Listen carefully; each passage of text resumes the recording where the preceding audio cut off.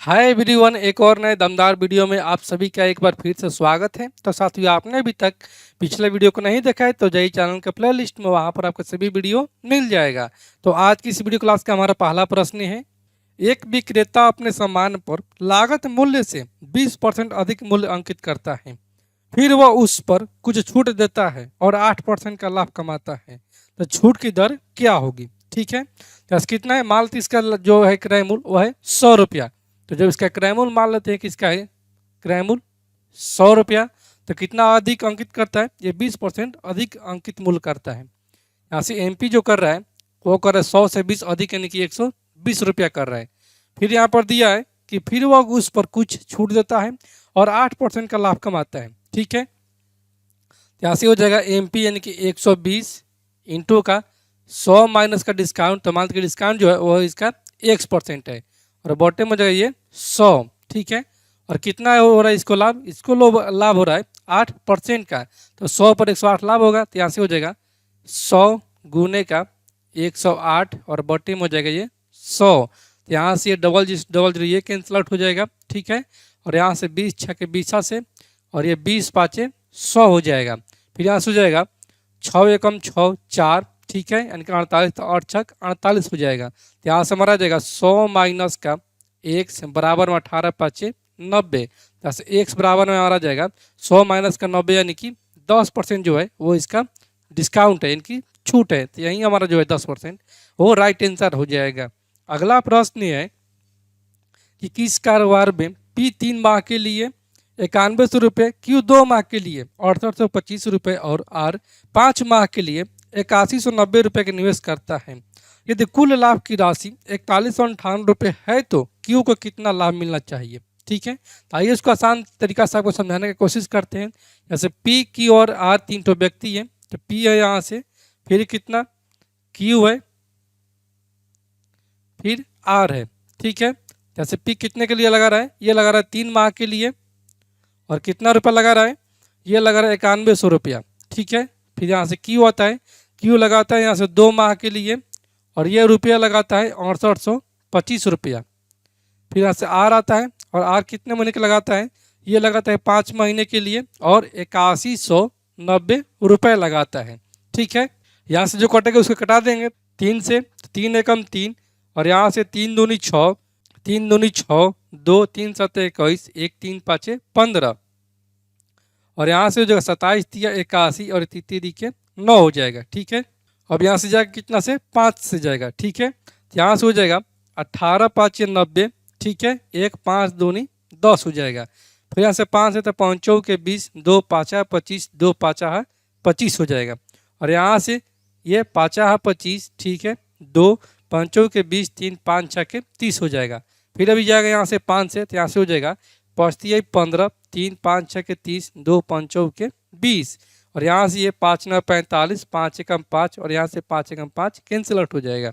अभी और 2 से जाएगा तो ये हो जाएगा 18 दूनी 36, 2 दूनी 4, 2 एकम 2, और यहाँ से हो जाएगा 27 दूनी 54, और ये 3 दूनी 6, यानी कि यहाँ से इसके लाभों का अनुपात हो जाएगा 182 अनुपात का 91 अनुपात का 273 हो जाएगा। तो पूछा है किसका? पूछा यहाँ से Q का। तो Q का अनुपात में कितना है? 91 है, तो यहाँ से हो जाएगा 91, और बॉटम में जाएगा टोटल 3 और 1 4, 4 और 2 6। ठीक है, 7 और 9 16, 16 और 8 24 के 4 हासिल 2, 2 और 2 4 और 1 5 के 546, और गुने का जगह कितना टोटल लाभ है? यहाँ से 4158 रुपये है। तो यहाँ से कर जाएगा हमारा ये 6 बार में।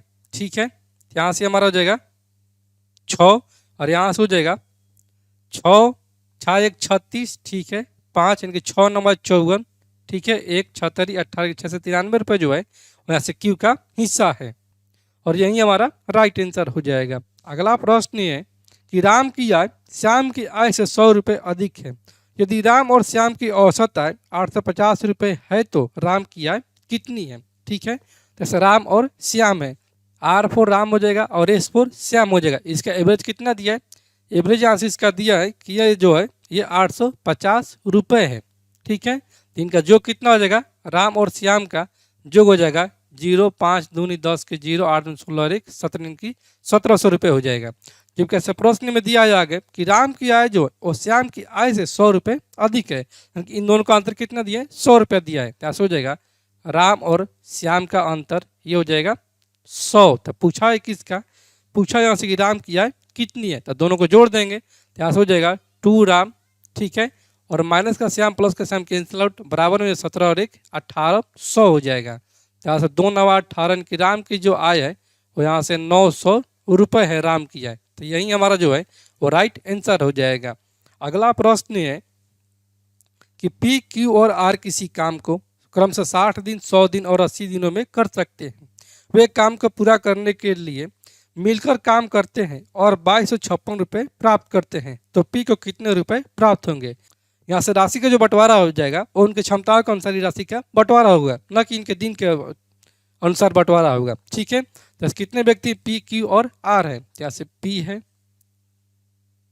क्यू है और आर है। तो पी कितना दिन में कर रहा है, ये कर रहा है 60 दिनों में, क्यू यहाँ से कर रहा है 100 दिनों में और आर यहाँ से कर रहा है ये 80 दिनों में, ठीक है। तो यहाँ से इसका एलसीएम हो जाएगा 240 हो जाएगा, इनकी टोटल वर्क हो जाएगा यहाँ से 240, ये हो जाएगा 6 चौके 24 और यहाँ से ये हमारा आ जाएगा एक दूसरे के लिए कैंसिल आउट, इनकी 2.4 हो जाएगा इसका क्षमता, ठीक है। और आर का हो जाएगा 8 तारीख 24 इनकी 3 हो जाएगा। जबकि यहाँ से कितना है टोटल राशि, यहाँ से 2256 रुपये है, तीनों मिलकर लेते हैं। जैसे कितना हो जाएगा टोटल, ये इसकी क्षमता है 4 3 7 और 2 9, इनके 9 2 स्मॉलो 4 जो इनकी टोटल क्षमता है। और राशि टोटल यहाँ से दिया कि ये 2256 रुपये टोटल राशि है। जैसे एक का मान हो जाएगा 2256 और बॉटम हो जाएगा यहाँ से 94 इंटू का ऊपर का हो जाएगा 10 हो जाएगा, ठीक है। तो पूछा है यहाँ से कि पी को कितने रुपए प्राप्त होंगे, तो पी का क्या कितना है यहाँ से अनुपात है 4 है। 4 बराबर में ये हो जाएगा 2256 गुने का 10 और बॉटम हो जाएगा 94 और इंटू का हो जाएगा यहाँ से ये 4 हो जाएगा। यहाँ से घटाते हैं तो 2 दूनी 4, ठीक है, और यहाँ से 4 दूनी 8 7 दूनी 14, इनके 47 हो जाएगा। ये कट जाएगा 48 बनो, इनके यहाँ से हमारा जाएगा ये 48 इंटू का 10 दूनी 20, 48 दूनी होता है 96, तो 960 रुपये जो है वो यहाँ से पी का हिस्सा हो जाएगा और यही हमारा जो है वो राइट आंसर हो जाएगा। अगला प्रश्न है कि किसी संख्या को 14 से भाग देने पर भागफल 24 तथा शेषफल 13 प्राप्त होता है, तो अभिष्ट संख्या क्या है। ऐसे कितना है कि किसी संख्या को 14 से भाग देने पर, तो मात्र संख्या जो है वो है हमारा x है, तो इसको भाग दिया जाता है कितना से, इसको भाग दिया जाता है 14 से, तो कितना भागफल प्राप्त हो रहा है 24 प्राप्त हो रहा है और शेषफल कितना प्राप्त हो रहा है 13 से शेषफल प्राप्त हो रहा है। तो संख्या पूछा था, संख्या बराबर क्या हो जाएगा, संख्या बराबर x बराबर हो जाएगा ये 24 इंटू का 14, 24 इंटू का 14 और प्लस का हो जाएगा 13, क्योंकि भाज्य बराबर होता है भाजक गुने भागफल प्लस का शेषफल होता है।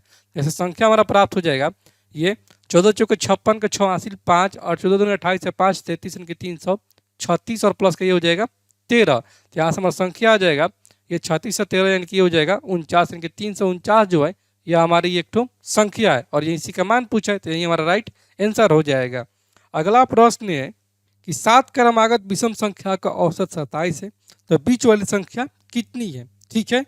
जैसे 7 क्रमागत विषम संख्या का औसत दिया है, ऐसे हो जाएगा हमारा 27, ठीक है, और विषम क्रमागत संख्या पूछा है, तो 27 के बाद कौन सा विषम होता है, ये होता है 29, यहाँ से हो जाएगा 29, फिर यहाँ से घटेंगे तो 27 से पहले कौन सा आ जाएगा विषम संख्या 25 आ जाएगा, तो 25, फिर उसके बाद कितना हो जाएगा 23 हो जाएगा, फिर यहाँ से कितना हो जाएगा 31 हो जाएगा। तो कितना टोटल संख्या हो गया, यहाँ से संख्या गिन लेंगे, यहाँ से 1 और ये 2 3 2 5, अभी 2 तो घट रहा है, तो यहाँ से हो जाएगा कितना 21 हो जाएगा, फिर यहाँ से कितना हो जाएगा 33 हो जाएगा।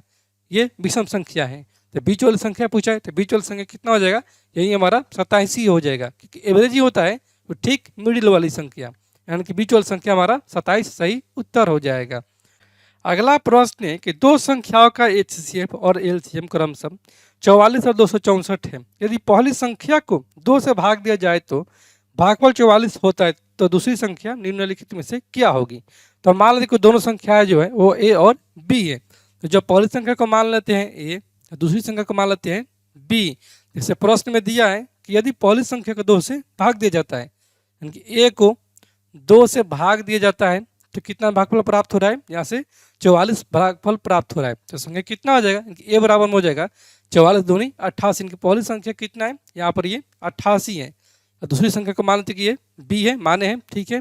तो एलसीएम कितना है, एलसीएम यहाँ से दिया है कि यहाँ से 264 है, जबकि एचसीएफ कितना दिया है, एचसीएफ यहाँ से दिया है कि एचसीएफ यहाँ से ये 44 है। तो साथियों हम लोग जानते हैं कि दो संख्या का जो गुणनफल होता है वो एलसीएम और एचसीएफ गुणनफल के बराबर होता है। तो यहाँ से हो जाएगा एलसीएम और एचसीएफ का गुणनफल, तो ये हो जाएगा 264 इंटू का 44 बराबर में 88 इंटू का बी हो जाएगा। तो यहाँ से कट जाएगा 2 बार में, ठीक है, और ये कट जाएगा हमारा 132 बार, इनकी 3 26 और 2 दूनी 4।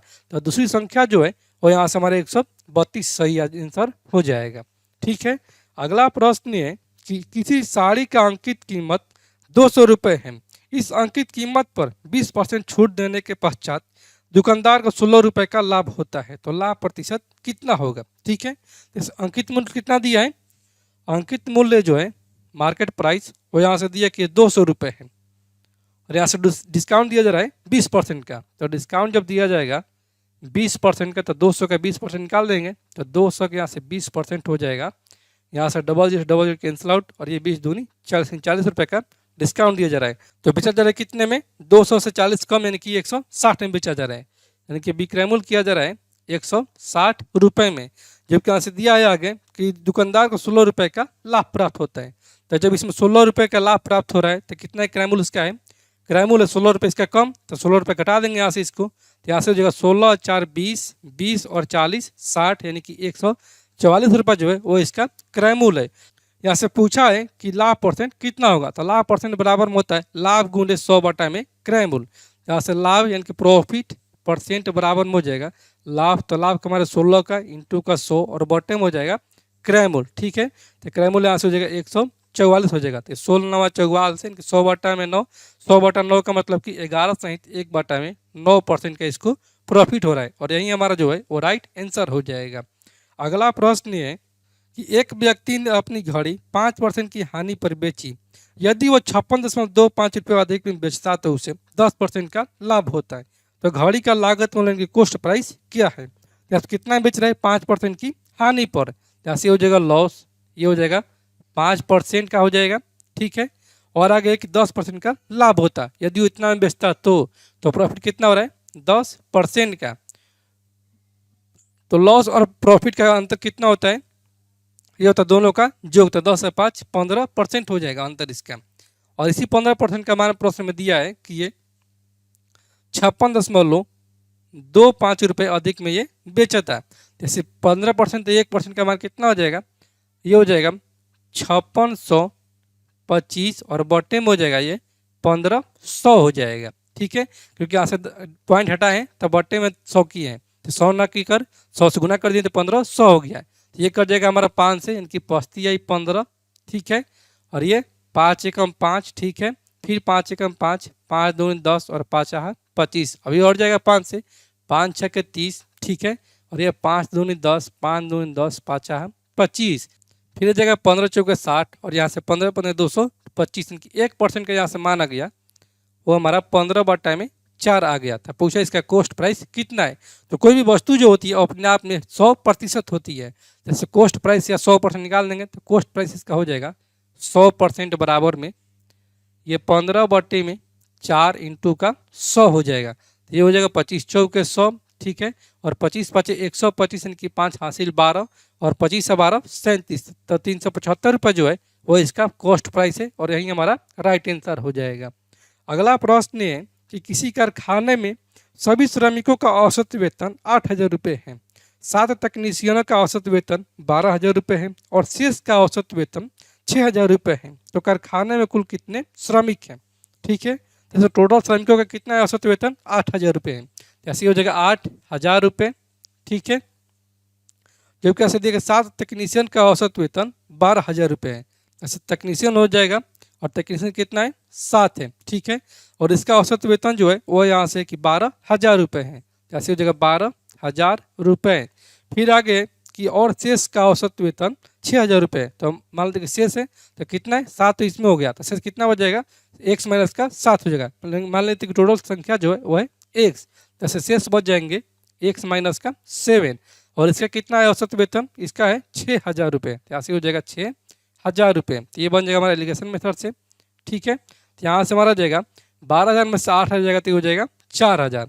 ठीक है, और यहाँ से 8,000 में से 6,000 जाएगा तो हो जाएगा 2,000 हो जाएगा। यहाँ से हो जाएगा 2,000। तो ये कट जाएगा 1:2 इसका है। तो यहाँ से हो जाएगा कितने टेक्नीशियन है, 7 है। तो 7 और बट्टे में यहाँ शेष कितना हो जा रहा है, x माइनस का 7, और इसका अनुपात हो जा रहा है 1/2। तो यहाँ से गुना हो जाएगा। तो ये 7 दूनी 14। ठीक है, 14 बराबर में हो जाएगा x माइनस का 7, यानी कि x बराबर कितना आ जाएगा, टोटल कर्मचारी की संख्या 14 और 7 21 हो जाएगा। यानी टोटल कर्मचारी की संख्या जो है वो यहाँ से 21 है। और पूछा यहाँ से तो कारखाने में कुल कितने श्रमिक है, टोटल श्रमिक की संख्या है 21 है। तो साथियों, मैं उम्मीद करता हूं कि आज के वीडियो क्लास आप लोग को पूरी तरह से समझ में आ गया होगा। और आप लोगों ने अभी तक इस चैनल को सब्सक्राइब नहीं किया है तो आप लोग इस चैनल को सब्सक्राइब करें, लाइक करें और कमेंट करें।